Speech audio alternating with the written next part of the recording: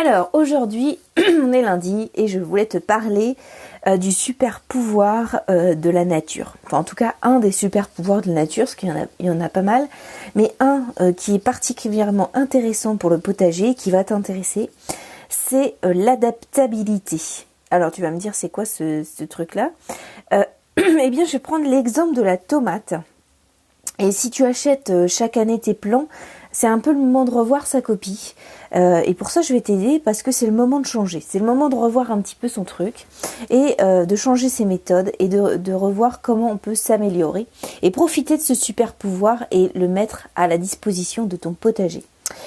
Et pour ça, ça va être le moment de récupérer les graines. Donc je te parle de la tomate parce que c'est vraiment le moment de récupérer les graines. En tout cas, c'est le moment d'être attentif pour récupérer ces graines.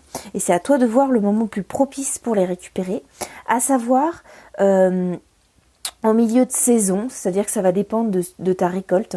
Mais concrètement, ça va être le moment de récupérer les plus belles tomates et au moment où elles ont le meilleur goût. Et là, c'est toi qui vas être le seul juge du goût et de la couleur de tes tomates. Et à ce moment-là, de récupérer les graines qui sont à l'intérieur de ta tomate et les faire sécher et les stocker pour l'année prochaine. Et tu vas me dire, pourquoi je fais ça, ça sert à quoi? Écoute, si c'est la première fois que tu fais ça, eh bien le but il va être justement d'utiliser cette adaptabilité, en tout cas de récupérer ces graines pour justement pouvoir faire un plan par la suite. Je m'explique. Concrètement, imagine, tu as un plant de tomate qui est parfait pour ta terre, qui est parfait pour ton climat, qui s'adapte parfaitement à l'endroit où tu l'as mis et qui va te donner des légumes pendant toute la saison et ainsi de suite et ainsi de suite. Et chaque année, tu as un pied de tomate qui est adapté au maximum à ton climat, à tes soins, à ton mode de vie, à ton climat et à ta terre. C'est pas formidable? Écoute, c'est pas un rêve, hein, c'est possible, c'est tout à fait possible. Et il y a quelqu'un qui l'a déjà fait. C'est pas inventé, c'est une personne qui s'appelle Pascal Pot. C'est une personne qui a créé un site qui s'appelle le Potager Santé. Je t'invite à regarder, Potager Santé, c'est très intéressant. Et cette personne, elle est partie, donc c'est Pascal Pot, je te l'épelle, ça s'écrit P2OT. Donc je t'invite à regarder ce qu'il fait, c'est vraiment inspirant ce qu'il a fait. Parce qu'en fait, il a récupéré un vieux terrain. Alors quand je dis vieux, c'est pas vraiment vieux, mais c'était un terrain qu'avaient ses parents. Et concrètement, c'était un terrain rempli de cailloux, de caillasses, un terrain ultra sec et en gros pas du tout propice au jardin. Et on lui a dit mais laisse tomber, t'arriveras jamais à faire pousser tes tomates ou tes légumes ici.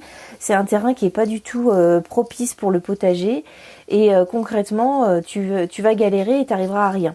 Et lui il s'est dit non mais moi j'ai ce terrain, j'ai vraiment envie de l'exploiter, je vais donner tout ce que j'ai et je vais essayer de trouver des solutions pour faire en sorte que y ait quand même des tomates qui poussent. Et ce qui l'a inspiré, ce sont les mauvaises herbes. Il s'est dit, il y a des mauvaises herbes sur mon terrain. Pourquoi est-ce que j'aurais pas des tomates qui s'adaptent à ce terrain? Pourquoi il y a que des mauvaises herbes? Ça veut dire qu'il y a quand même un potentiel de culture. Pas forcément ce que je veux aujourd'hui, mais demain, ça veut dire que mes tomates pourront être à même de pousser dessus.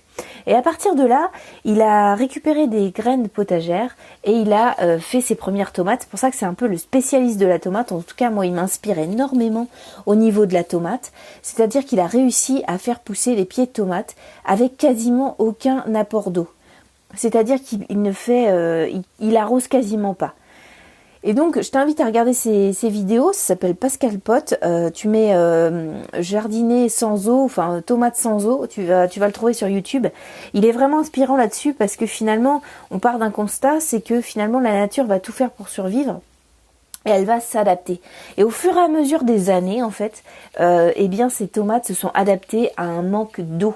Donc finalement, les premières tomates qu'il a mis ont peut-être pas donné de manière énorme, mais au fur et à mesure des années, il a récupéré les graines de tomates. Et la descendance de ces pieds de tomates ont fait que de fil en aiguille, il a réussi à faire que ces tomates se sont adaptées à son terrain, à son climat qui est assez rude, et au fait qu'il n'arrose quasiment pas. Et donc ça c'est hyper intéressant pour nous parce que ça veut dire qu'on peut s'adapter, on peut récupérer comme je te dis, ce super pouvoir de la nature et le mettre à notre profit à nous. Imagine que cette année tu récupères donc ces graines de tomates. Si bien sûr elles sont potagères, je t'invite à regarder sur les graines que tu as plantées. Si il y a marqué F1, laisse tomber, ça sert à rien de récupérer les graines puisque de toute façon elles ne sont pas reproductibles et donc tu pourras pas utiliser ce super pouvoir. Et néanmoins tu peux récupérer des graines et les acheter sur le site de Pascal Pot. Moi en tout cas c'est ce que j'ai fait.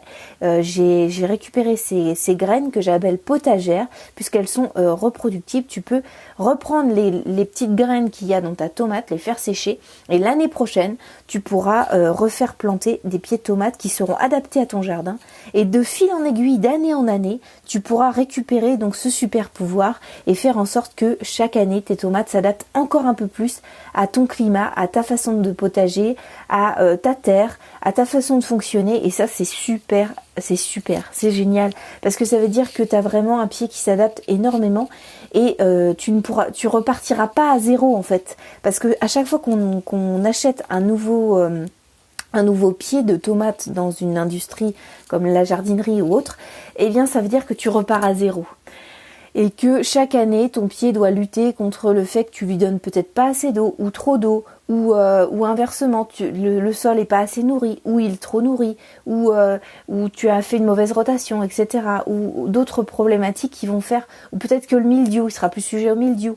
Il y a plein d'autres aspects sur lesquels finalement ton pied va être beaucoup plus robuste et si tu utilises la méthode de Pascal Pot, je t'invite vraiment à en profiter parce que c'est vraiment à la portée de tous. Tu fais une après-midi, tu récupères tes plus belles tomates, tu dis ça y est, je suis en plein au cœur de ma saison, j'ai les plus belles tomates que je pourrais avoir, je les prends, je les cuisine et tu récupères juste quelques graines. Je veux dire, t'es pas obligé de tout récupérer dans ta tomate, mais si t'adores le jus de la tomate, mais en tout cas, tu peux récupérer un maximum de graines et après, faire comme moi, en profiter, échanger, troquer sur cette variété de tomates qui s'est adaptée à ton jardin, à ta façon de fonctionner et donc ça, c'est formidable.